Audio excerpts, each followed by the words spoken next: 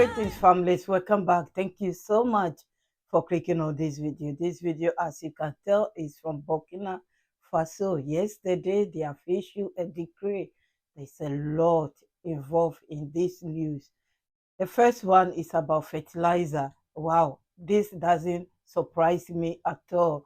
Consider that I just shared a news about the agriculture minister visiting fertilizer factories to see how they are doing. It doesn't surprise me. The second one is about made in Burkina Faso, cotton and the rest. Families, please listen to the first one and I'll be back. Thank you for your time.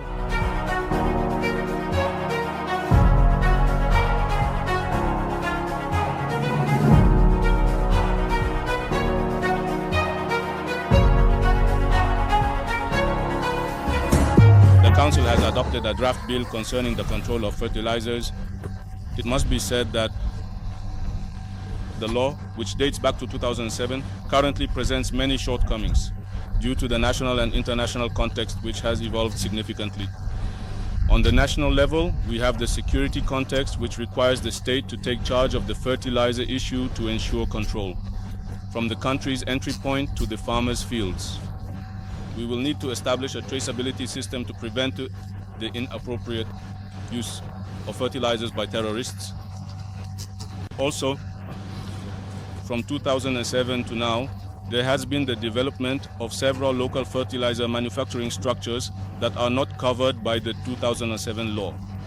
And there is the development of new types of fertilizers, notably biofertilizers and liquid fertilizers, which are also not regulated.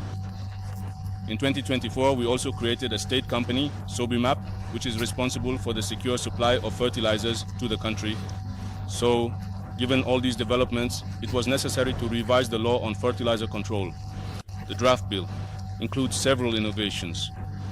First, the draft bill will take into account all types of fertilizers, whether they are liquid fertilizers, solid fertilizers, or biofertilizers. The draft bill establishes Subsidy as the entity responsible for the supply of fertilizers in Burkina. The draft bill establishes the monopoly on fertilizer importation at the national level at Subsidy, which will now become the only entity authorized to import fertilizers in Burkina Faso. There is also the fact that we will strengthen the control of fertilizers at the national level by instituting the role of fertilizer inspector, and also by instituting the periodic declaration of stocks by fertilizer holders. Also, the levels, EPSO knows, of sanctions have been increased, both administrative and penal sanctions, to effectively combat fertilizer fraud. So, this draft bill aims to supply the country with fertilizers in a secure manner and at competitive prices for our farmers.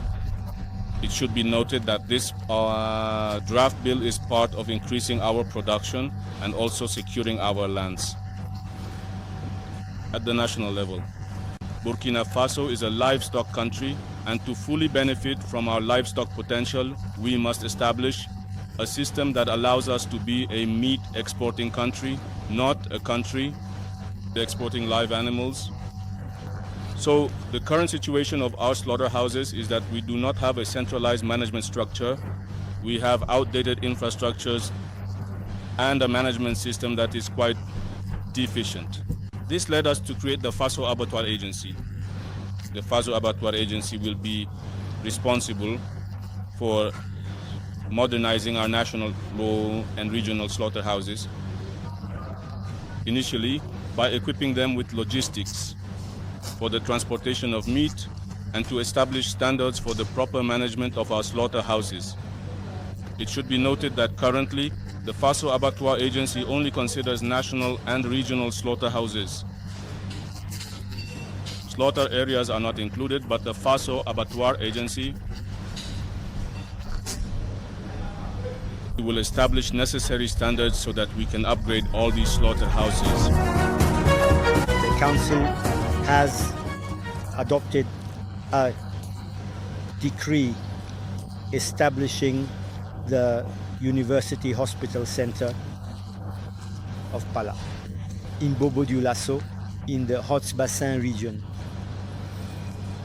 This hospital, with 500 beds, is a result of the exemplary Sino-Burkinabe cooperation. It is a hospital with very advanced state-of-the-art technical facilities, which will offer extremely textile-level care.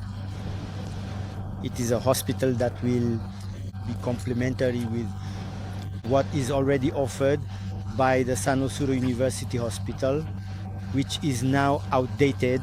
It is a hospital that is dating back to the 1920s. And so this new CHU of Pala will also offer very high-level care and services that are not yet available in our country. Notably, for example, angiography, which is a method of interventional radiology that allows us to look at the vessels, particularly the vessels in the brain, to see what is happening there. And so truly this is a very high-level hospital. Its approval for creation. The council has also instructed the ministers in charge of the dossier to take all necessary steps so that this hospital can be operational in the coming months. Thank you so much, families, for listening to that piece of news. It's very, very important to monitor those things. I'll be saying it here. These fertilizers, these farmers, wow. Yeah, I didn't want to mention that name, but you know, many of you have been questioning the fertilizers that they are using in the farms. The government already has taken over, but they want to do more concerning the fertilizers, as you heard. The second one is about controlling the food industry in the country. Made in Burkina Faso, they want to control them. They want to help cotton farmers, because last year and this year up to this month, what they expected, they didn't get. So they want to increase by subsidizing more fertilizers, putting more money in, so that the industry in the country will be sustainable and they will be able to export some as well. This is what they have to do. Please listen, and I'll be back. Council of Ministers adopted 4 reports under the ministry responsible for industry, commerce, and craftsmanship. The first report concerns the adoption of a decree establishing a state-owned company for the supply and distribution of essential consumer products named FASO. The creation of this company is part of the grand vision of the President of FASO, the head of state, who instructed its establishment, a structure that can help make essential consumer products available to the population in compliance with commercial distribution regulations in this area. And thus, the creation of this company, which will have a capital of 2 billion CFA francs, entirely owned by the state and its 2 members, will help to streamline the distribution channels of the domestic market in terms of making a number of products available that we consider strategic, essential consumer products. The second report concerns the adoption of the statutes of the said company to enable it to have the legal instrument, thus allowing it to successfully carry out its activities. The third report relates to the provisional assessment of the cotton campaign 2024-2025 and the forecasts for the upcoming campaign 2025-2026. It can be noted that the 2024-2025 campaign took place in a challenging context, marked by difficult security situations in certain production areas. Despite this situation, this campaign also benefited from significant funding from the state, around 11 billion CFA francs, as well as from cotton companies, around 28 billion CFA francs. And despite these significant contributions, the provisional results as of April 1st, 2025 estimate a cottonseed production of 283,622 tons compared to 386,784 tons a year earlier, representing a decrease of 27%. For the upcoming campaign, the 2025-2026 campaign, taking into account the need for sustainable recovery, cotton production to meet domestic demand, but also export needs, and the observation of a gradual improvement in the security situation in production areas, the cottonseed production target has been set at 550,000 tons for this campaign by all the cotton companies in Burkina Faso. In order to encourage and motivate producers to align with this set objective, the government has agreed MAPEFO to allocate a subsidy of 5 billion CFA francs for the upcoming campaign to enable the cotton interprofessional organization to set the prices of inputs as indicated below.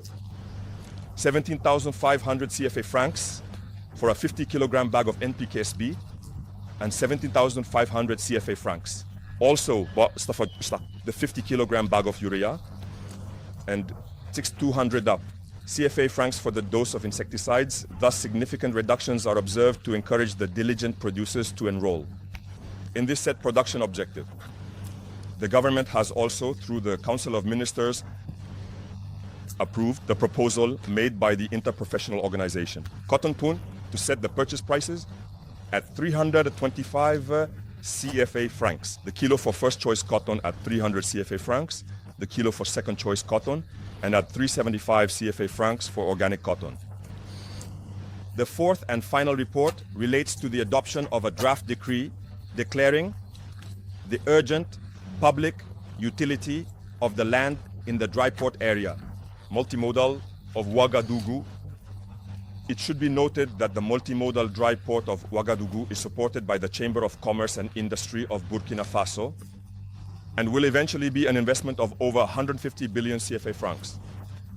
This dry port will cover an area of 356 hectares located in the commune of Tangenda-Souri in the villages of Peu-de-Go and Tinsuka.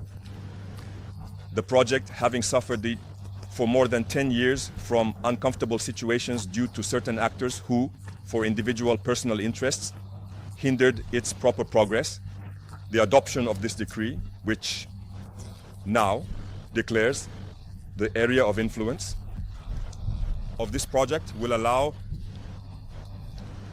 to accelerate the operation of land mobilization and allow the Chamber of Commerce and Industry of Burkina Faso to resolutely implement this multimodal or dry port project in Ouagadougou, which will help decongest the city of Ouagadougou and its surroundings.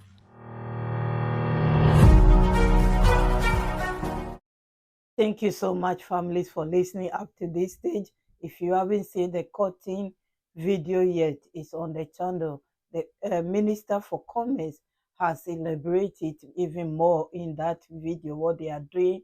They call the committee and they talk to them what they need, what they don't need, what they want the government to do. So I think after that meeting, the government has taken into consideration to do this. A lot of money is invested. This is how Africa leaders supposed to be doing. Listen to your people and do what they want. And not only that, what is good for the country. And when the country is comfortable, it means the people are comfortable as well. So yes, this Minister of Agriculture, Minister Ismail, I'll be following him wherever you go. I'll be saying that all the time. There are great things happening in Burkina Faso, Mali, Niger, concerning food security as well. We know that, but concerning food, this year, end of the year, up to 2026, there will be wonders. And I can't wait to be sharing them with you. Families, I will leave you here. Tons of videos on the channel. If this is your first time here, please go through it. You will see a lot. I just remember I shared a video about expiring food. There is an update I will share today. Families, I will see you soon. God bless you all, my VIPs, my kings and queens, my returning families. Thank you. I appreciate you all, your encouragement, your support, sharing the videos, liking the videos. Thank you. Have a wonderful day. I'll be back with another news on RTB News. See you soon. Bye-bye.